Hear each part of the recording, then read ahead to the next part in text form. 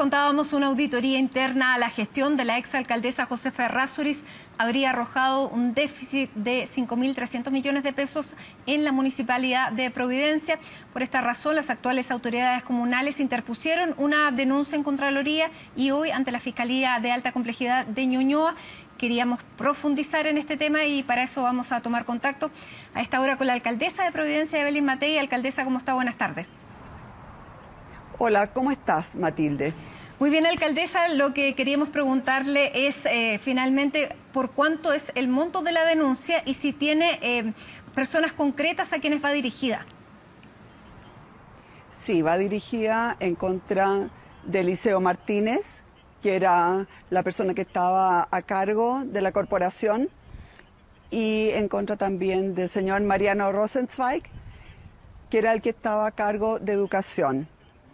El monto por el cual estamos hablando son 2.900 millones de pesos, de los cuales 1.700 millones ya la superintendencia formuló cargos a esta corporación.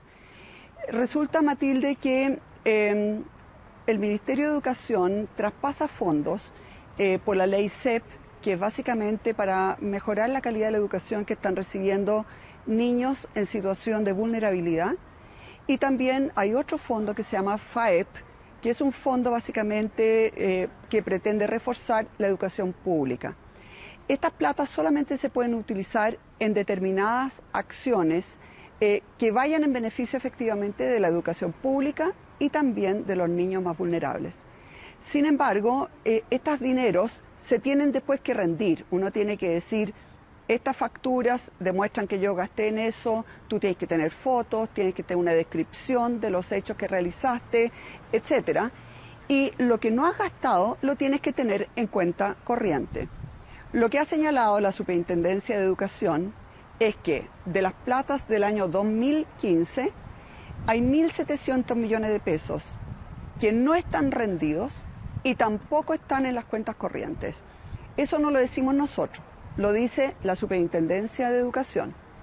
Lo que nosotros decimos es que además en las platas del año 2016 hay más dinero que tampoco fue rendido y tampoco está en la cuenta corriente, y eso asciende a 2.880, es decir, 2.900 millones de pesos. Pero además hay otras platas, ¿sí?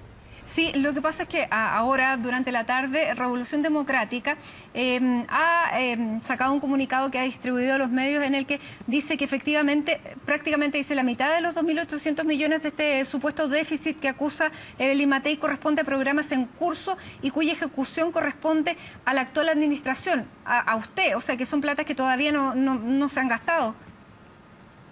No, ellos están totalmente equivocados. De los 2.900 millones de pesos que estamos hablando, 1.700 corresponden al año 2015, que se rindieron en marzo y se terminó de rendir en junio del año 2016. Y en que la superintendencia vino aquí a fiscalizar en noviembre del 2016. Y en que constató que la plata no había sido rendida y tampoco estaba en cuentas corrientes. Todo eso es mucho antes de que yo asumiera.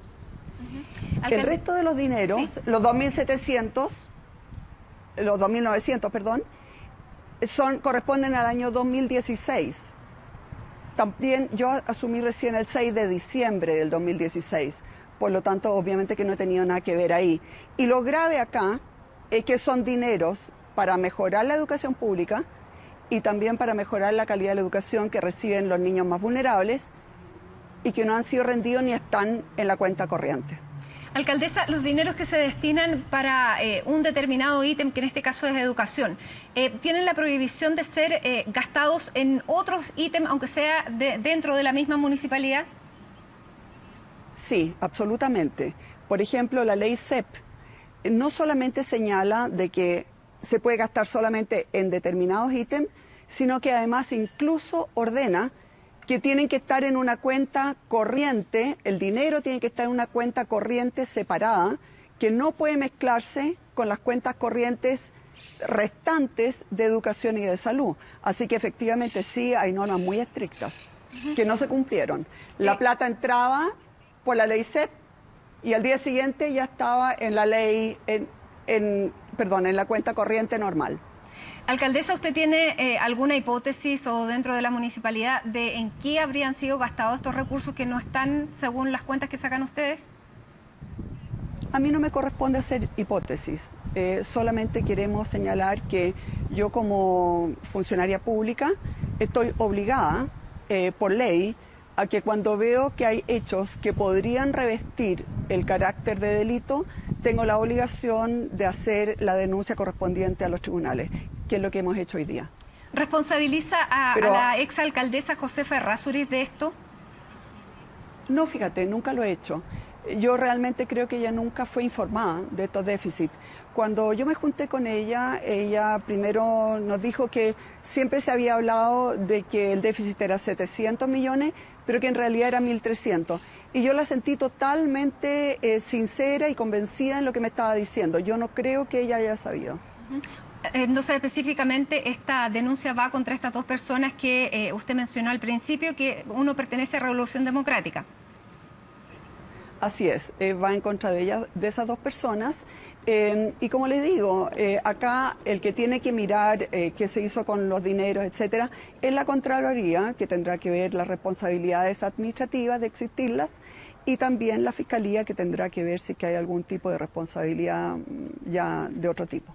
Yo le citaba, alcaldesa, este comunicado que nos hace llegar Revolución Democrática, en el que, bueno, tiene varios puntos, más de 6, 7, dice varias cosas, dice que no le tiene ningún temor a una fiscalización, y en el punto 4 dice: Evelyn Matei ha iniciado esta polémica porque no cree en la educación pública, está en una cruzada por debilitar la educación pública y la reforma educacional, inventando, dicen, una polémica que oculta una persecución política hacia nuestro partido y nuestras ideas, como lo muestran sus declaraciones contra Mariano Rosenweig y la reciente irregular desvinculación de Andrés Divam, profesor de aula del Colegio de Providencia y ex candidato de nuestro partido alcalde por San Miguel, luego de ser ratificado en su puesto.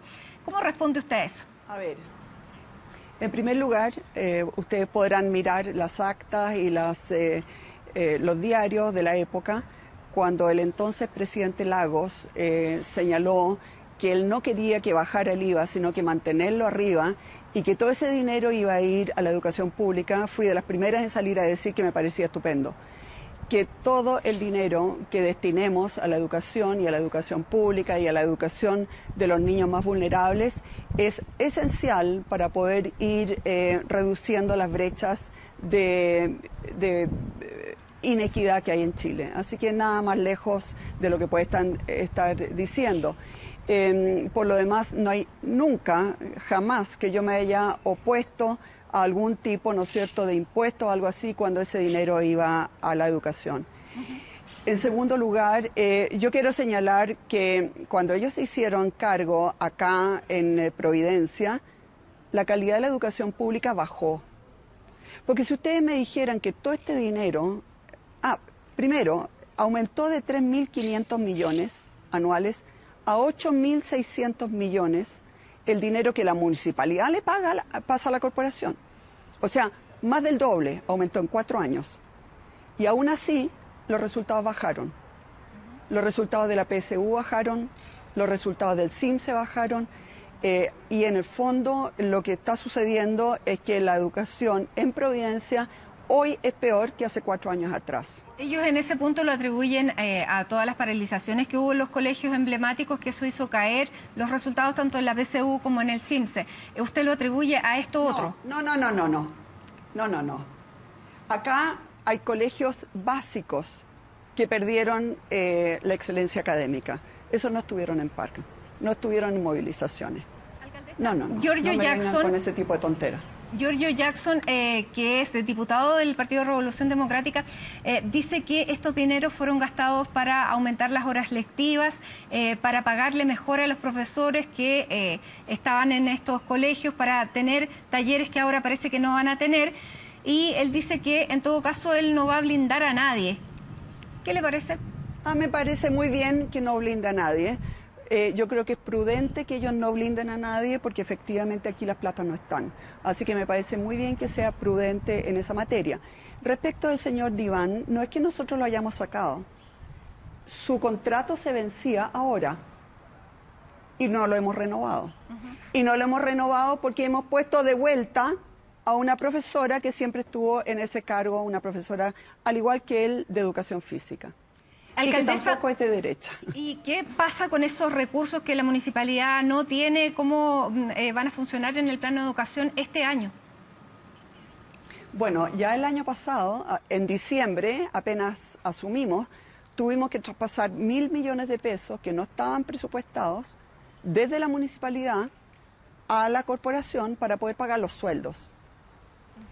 Y lo que estamos viendo ahora es cómo podemos disminuir gastos innecesarios, preocupándonos sí de la calidad de la educación que reciban los jóvenes y los niños, de tal manera de poder tratar de equilibrar estos gastos que realmente crecieron de manera enorme. Se llenaron de coordinadores que lo único que hacían eran política, se llenaron de gente que en realidad no eran necesarias para las actividades y para la calidad de la educación. Muy bien, vamos a ver entonces el resultado de esta investigación de la Fiscalía y de lo que diga la Contraloría, alcaldesa, pero quiero llevarla a otro tema que ha sido bastante polémico, y es la nominación que hizo la presidenta Bachelet a la abogada Javiera Blanco en el Consejo de Defensa del Estado. ¿Cuál es su punto de vista frente a la nominación de este caso en particular y a cómo se eligen y cuánto duran los consejeros del Consejo de Defensa del Estado? Creo que es una falta de prudencia brutal haber puesto en el Consejo de Defensa del Estado a una persona que tuvo que renunciar justamente por sus intervenciones que no estuvieron claras en materia de contratación en gendarmería, de gente que iba a ir a trabajar después al ministerio o a las subsecretarías, en el tratamiento que se le dio a las pensiones excesivas y escandalosas de gendarmería. Ella estuvo muy cuestionada por todos esos temas. Ponerla ahora en el Consejo de Defensa del Estado, que justamente tiene el rol de defender las platas públicas, me parece de una falta de prudencia y una falta de inteligencia. Es una bofetada, en realidad. Sobre todo porque son bien pagados y tiene en el fondo el futuro asegurado hasta los 75 años. Por eso le pregunto, ¿cómo es facultad de los presidentes nominar a los consejeros? ¿Usted cree que debería cambiarse este sistema? Después de este abuso es obvio que hay que cambiarlo. Alcaldesa, la quiero llevar también a otro tema político que lo estuvimos viendo antes de que comenzaran las emergencias por los incendios, y es en el tema de la probidad, porque usted ha sido crítica en muchas ocasiones respecto a situaciones poco claras. Ahora ha dicho que aplaude que Giorgio Jackson no blinde a nadie. ¿Qué le parece la polémica en la que está envuelta la presidenta de su partido, la senadora Jacqueline Van Rysselberghe, luego de que se conocieran estos correos electrónicos que intercambió con el expresidente de FIPES? Yo creo que se tiene que dar una explicación absoluta del tema. Creo que las explicaciones que se han dado hasta ahora no son suficientes. Y uno tiene derecho a recibir mail de mucha gente, pero cuando uno hace una presentación como diputado o senador, uno lo primero que dice es: esto viene de tal persona sugiere esto, de tal manera que todo el mundo sepa a quién está representando. ¿Faltó transparencia o faltó tal vez oficio? Difícil saberlo, yo no soy quien para juzgar. Lo que sí creo es que ya este tipo de actividades, este tipo de contacto no pueden seguir existiendo. Y lo que me preocupa es que al final, ¿no es cierto?, nosotros estamos sobrepasados con todas las exigencias de la ley del lobby y de la ley de transparencia, etcétera. Acá, por ejemplo, hay gente que me ha dicho que no está dispuesto a ser director de alguna fundación o de alguna corporación, que es gratuito, un cargo gratuito, en que lo único que hacen es ceder su tiempo, porque eso ya los expone a la luz pública, pasan a ser una persona que tiene que declarar todos sus ingresos, todos sus intereses, los de sus cónyuges, los de los concuñados casi, mientras en el fondo pasan todas estas otras cosas, ¿no es cierto?, a espaldas de los chilenos. La verdad es que si uno quiere cumplir... ¿Qué debería hacer a su juicio la senadora Jacqueline Van Rysselberghe? No soy quien para decir qué es lo que debiera hacer, pero creo que realmente estos temas hay que ser de un cuidado de aquí adelante enorme, y de aquí para atrás cada uno verá cómo lo trata de solucionar. Para terminar, alcaldesa, usted también fue exministra de Economía. La ley de pesca está deslegitimada. No, del trabajo. Ministra del Trabajo, pero yo como no fui exministra ministra de Economía. ¿Usted cree que se debería cambiar o modificar esta ley después de la deslegitimación que ha visto, que ha sufrido después de todos estos cuestionamientos? Yo he visto una deslegitimación de la ley de pesca en muchos sentidos. Mucha gente que dice ser artesanos no son artesanos.